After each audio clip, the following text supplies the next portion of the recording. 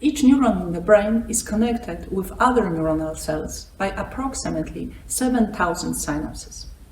Excitatory synapses in the mammalian brain are chiefly located on a small protrusions of the membrane called dendritic spines.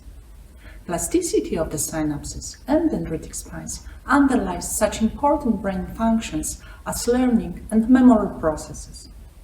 It is important to note that only electron microscopy gives a full insight whether a dendritic spine has a presynaptic input.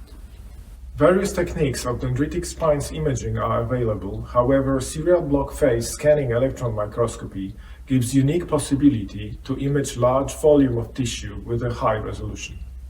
Serial block-face scanning electron microscopy technique requires a special protocol of sample preparation, which involves strong contrasting with heavy metals. Mild primary fixation during perfusion allowed us to use the same brains for light and electron microscopy. Mice were sacrificed and perfused with a mild primary fixative.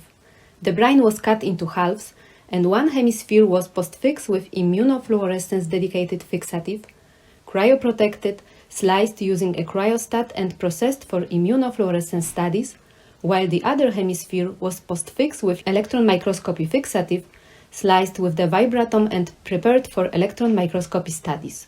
Brain slices for serial block-face scanning electron microscopy studies were contrasted, flat embedded in resin, then a CA1 region of the hippocampus was mounted to the pin and imaged with the serial block-face scanning electron microscope.